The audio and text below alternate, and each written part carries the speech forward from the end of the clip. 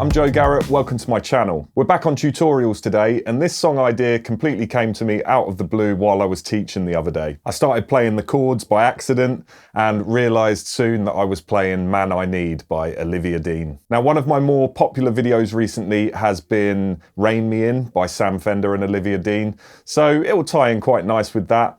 There aren't actually many guitars in this song, but I'm going to show you what you can do with it. It was probably my favourite pop song of last year. So yeah, I'm pretty late to doing this tune. You'll already find loads of covers, but hopefully you find this one as well. And yeah, I want to go into detail with exactly how I would play it. Because there's no guitars, it is a bit subjective, but I like playing this in a certain way. You're going to need to know some sort of background knowledge on fingerstyle playing, but do not worry, there's easier ways of playing it as well, and I'll show you alternatives. Summer is here, and I'm sure there's plenty of people that have searched for this video hoping to find ways of playing it live. So if you're planning to do it at an open mic or just doing a cover on YouTube, also functions, you know, the lyrics of this song pretty much set it up nicely for a wedding song.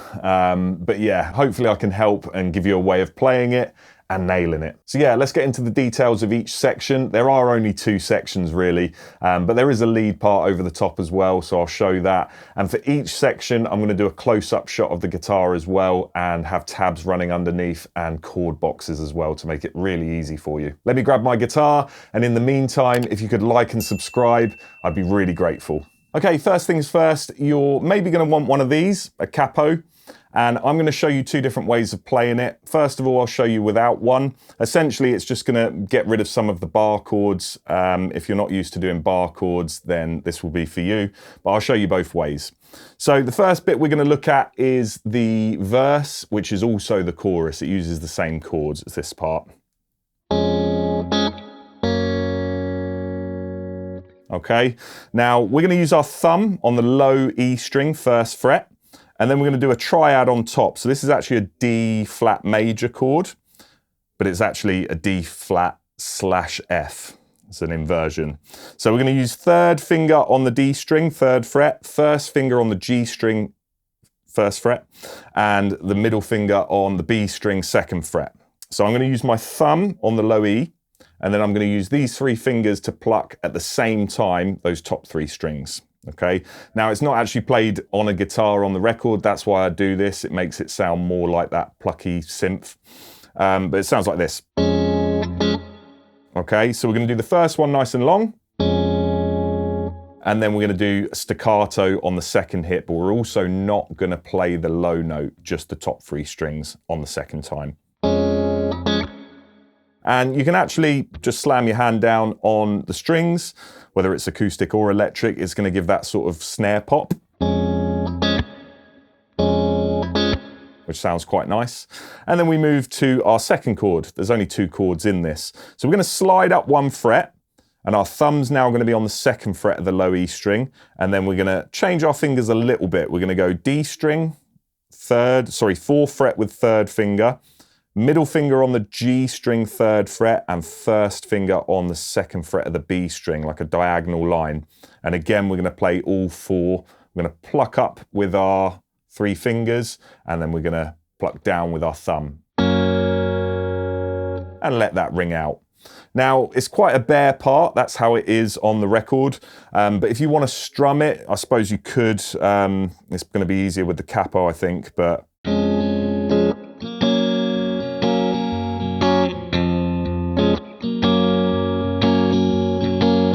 I do sort of a down, up, down, up, down, up. It's got a bit of a swing to it.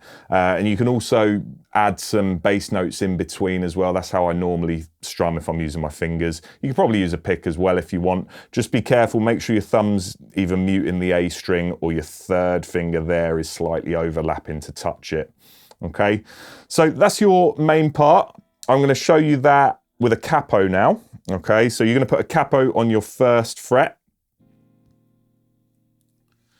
And it does make this chord a lot easier. We're basically going to play like a C major chord. Now, whenever I say the frets from now onwards, when there's a Capo on, I'm going to refer to fret 2 as fret 1, and so on, because the Capo's deleting that first fret. Imagine that. So we're going to take the top half of this C chord. We're going to have first finger on B1, and middle finger on D2. And we're going to play an open G as well. And then we're going to play an open E this time. We don't need our thumb, the low E. And we're going to use the same sort of plucking technique on the same strings.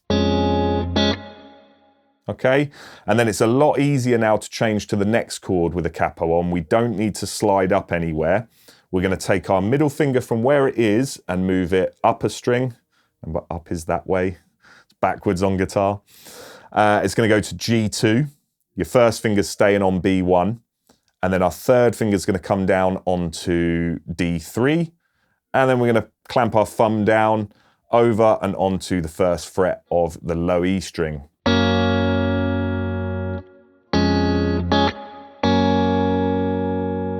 So yeah, you can see from the finger movements there, it's a bit easier with that capo on, and it will get even easier in a minute when we get to the pre-chorus.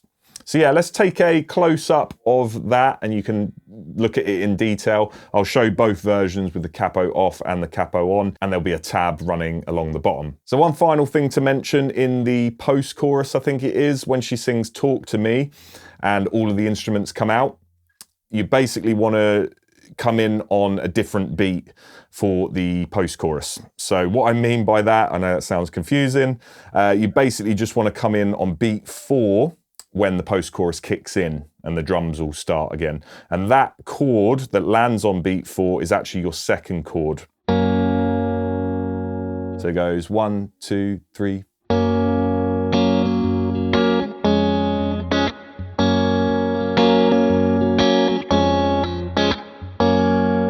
okay, you'll probably know which bit I'm talking about, and it will be quite obvious. Now, how I was strumming it there is probably how I would strum it when the chorus kicks in, because it's got a bit more pace to it. And I'm just sort of doing that pattern as I normally would, how I showed it at the beginning. Capo.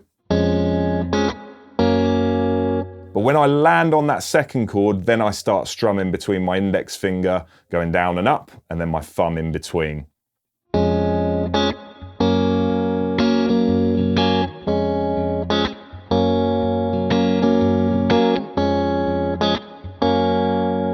Yeah, I would just sort of pick the pace up a little bit during that section.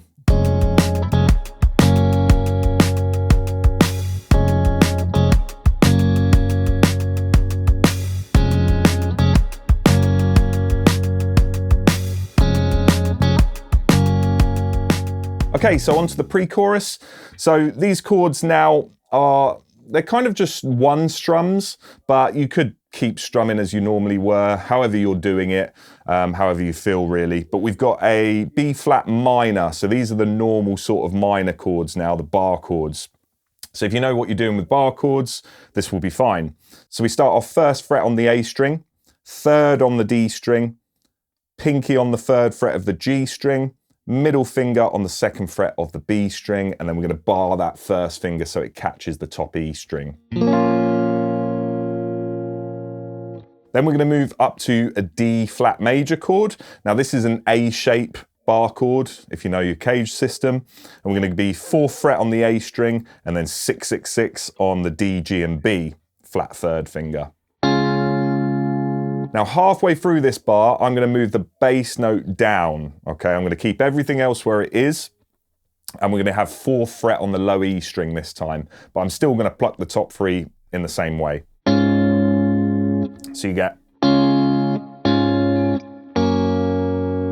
and that leads down really nicely to the last chord of that section, which is a G flat major. Now for that chord, you could do a full bar chord like this, or you could do a half bar chord and use your thumb down low. But I'll show you the full bar chord. We're going to go 2, 4, 4 on the E, A, and D strings, middle finger on G3, and then that first finger is going to be flat, catching E2 and B2. Now after this chord, there is a bit of a sort of keys stab, or now I do this better with the capo on, but what you can do is you can sort of run down the chord, use your thumb for the first 3 hits and then catch that top chord. And then we can go to sort of like a D shape, 1, 2, 1 on the G, B, E string, and then do it again.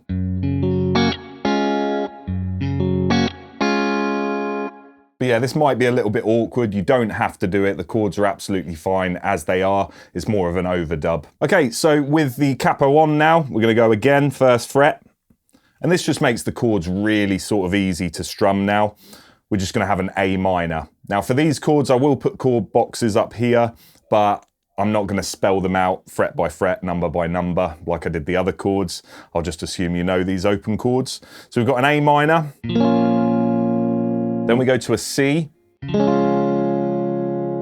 Now for this chord, where we cut in halfway through the bar with the bass note, I'm actually going to take my middle finger off this time and just put my third finger on low E3 and strum down.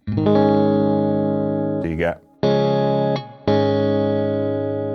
And then I'm going to go to my F bar chord. Now for this one, I am going to use the half bar chord this time. So flattening my first finger on 1 and 1, top 2 strings, middle finger on 2nd fret of the G string, and then pinky on 3rd fret of the D string, and 3rd finger on 3rd fret of the A string, and then my thumb for the low E1. I'm going to run down those chords. So this is those keys stabs at the end.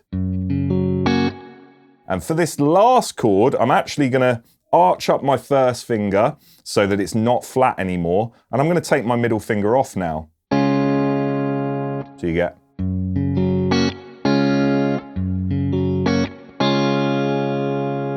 So a little awkward to do, but I think it's easier to do that than jumping around like you do without a capo, and I think it sounds more like the voicings of the chord on the keys as well. So yeah, that whole section with the open chords.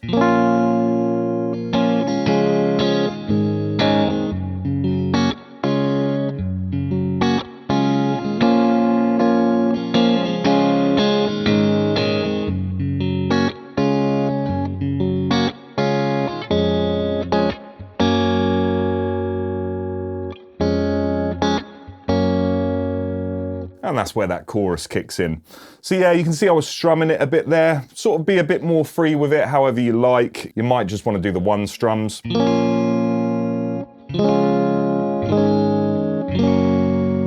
Just like that. But you might want to add some pace to it as well.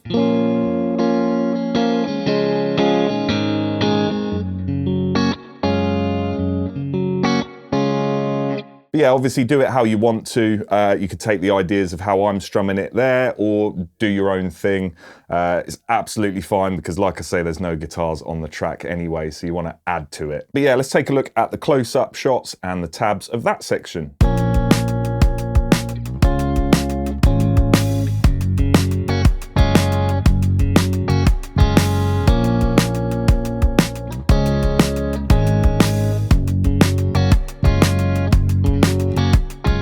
Okay, so finally the lead parts that are overdubbed on top. Now, these are really, really easy. You're going to be on your G string, 6th and 5th fret.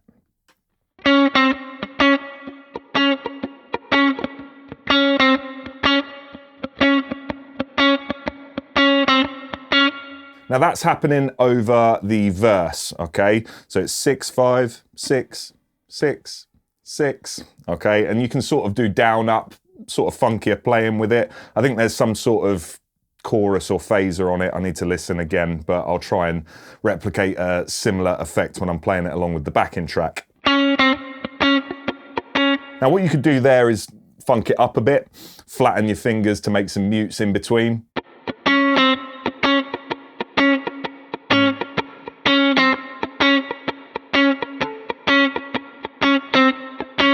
And that's the rhythm for it. So it's coming in on the 1, 2, yeah, second beat, 1, 2.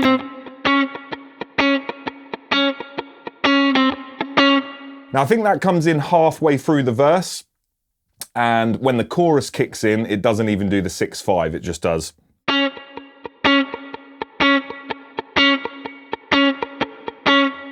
And then it cuts out when there's that little breakdown that I mentioned earlier, and then it comes back in. But your best bet is to have a listen to it, because I think it changes in the second verse. It might come straight in, or it might not even be in the second verse at all. Yeah, I would have to listen to it while filming this. But yeah, it's pretty simple. You're going to be just doing that over and over again if you want to. You know, this is just something that is thrown on top. When you're performing it or playing and singing along, you're not going to even be worried about this part. But having said that, here's a close-up of it anyway.